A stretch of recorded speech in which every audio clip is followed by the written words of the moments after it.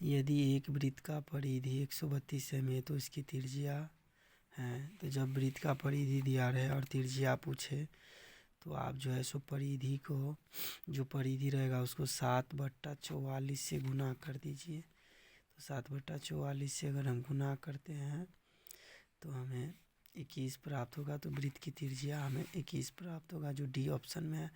यदि वृत्त की त्रिज्या 7 सेमी है तो उस अर्धवृत्त की परिमिति क्या होगी। तो जब त्रिज्या दिया रहे और अर्धवृत्त का परिमिति पूछे तो आप जो त्रिज्या रहेगा उसको 36/7 से गुना कर दीजिए। तो काट देंगे तो हमको 36 प्राप्त होता है। तो इसका जो परिमिति होगा वह 36 होगा। किसी वृत्ताकार क्षेत्र की परिधि 4 पाई मीटर है तो उसकी त्रिज्या होगी। तो जब परिधि पाई के रूप में दिया रहे तो हम इसके लिए सूत्र लगाएंगे। जो इसका सूत्र होता है परिधि और बट्टा में अगर पाई के पद में दिया रहे तो आप जो है सो 2 पाई लिखिए। तो 4 पाई बट्टा 2 पाई, 2 पाई कट गया तो हमें त्रिज्या का मान 2 प्राप्त होता है। फिर कह रहा है जो यदि एक वृत्त का क्षेत्रफल 154 सेमी स्क्वायर है तो इसकी परिधि क्या होगी। तो सबसे पहले हमें जब परिधि दिया रहे, क्षेत्रफल दिया रहे तो त्रिज्या निकालना है। तो त्रिज्या निकालने के लिए हम जो क्षेत्रफल रहेगा उसको 7 से गुना करके और 22 से भाग दे देंगे रूट में। जब त्रिज्या निकालेंगे तो हम रूट में जो क्षेत्रफल रहेगा उसको 7 से गुना करके और 22 से भाग दे देंगे। तो 22 से हम जब इसको काटते हैं तो 7 मरतबे करता है। तो r बराबर हमें 7 प्राप्त होता है। जब r बराबर 7 प्राप्त होता है तो परिधि निकालने के लिए हम करते हैं, इसका सूत्र होता है 2 पाई r।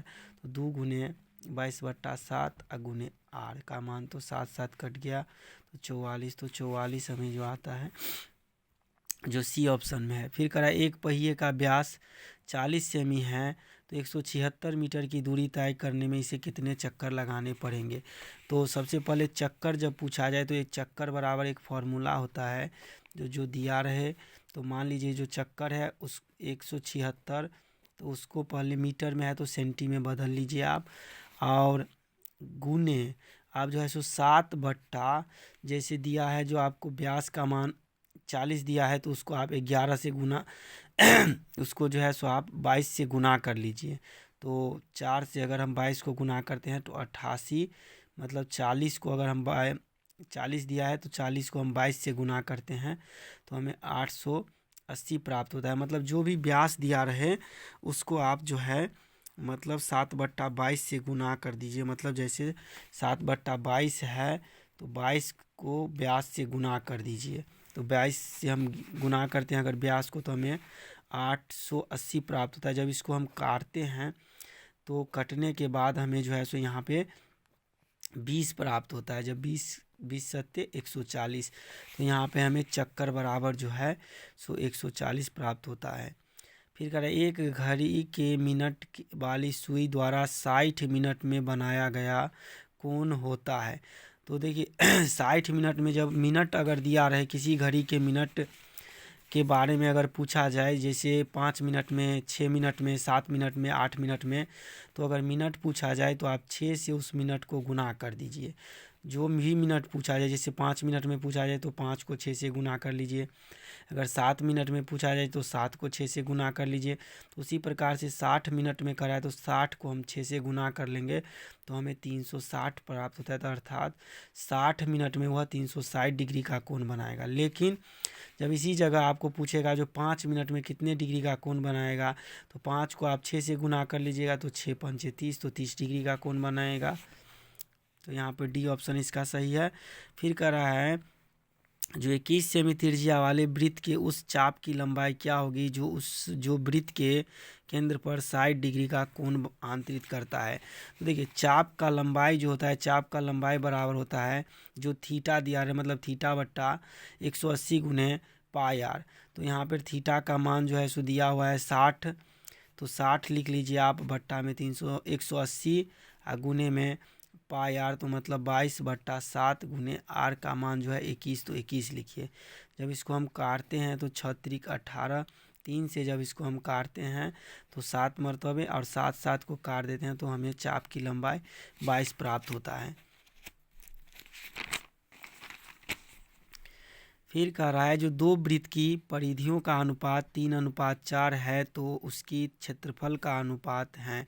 तो देखिए जब परिधि का अनुपात दिया रहे और क्षेत्रफल का अनुपात अगर पूछा जाए तो जो मान दिया रहेगा ना उसका आप स्क्वायर कर लीजिए।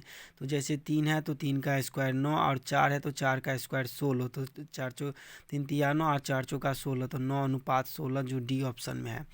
फिर कह रहा है आर त्रिज्या वाले वृत्त में 0 डिग्री कोण वाले तिर्यखंड के संगत चाप की लंबाई होगी।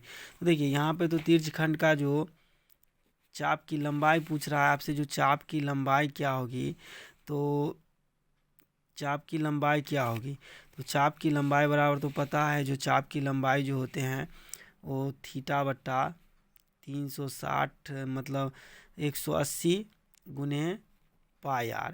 तो यहाँ पे लेकिन आपको दिया हुआ है जो इसका हो दिया है ऑप्शन, जैसे 2πr/360। तो जब हम इसको काट देंगे मान लीजिए तो 180 प्राप्त होता है। तो चाप की लंबाई बराबर होता है θ/180 × πr, जो आपको बी ऑप्शन में है। फिर उसी प्रकार से दिया है यदि p डिग्री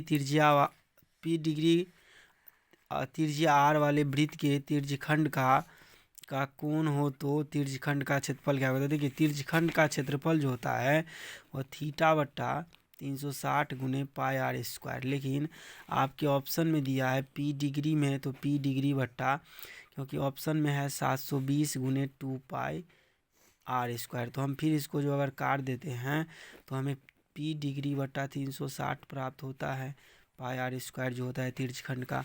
तो इसका जो ऑप्शन है, जो इसमें जो बी ऑप्शन है वो सही ऑप्शन है। फिर कह रहा है 6 सेमी त्रिज्या वाले अर्धवृत्त की कुल परिमिति होगी।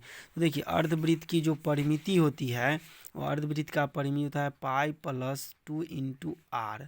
तो r का मान जो दिया हुआ है आपको वो r का मान ले लीजिए, तो r का मान 6 है तो 6 हो गया। तो ये ऑप्शन जिसमें है तो ये बी ऑप्शन में है, तो बी ऑप्शन इसका सही है।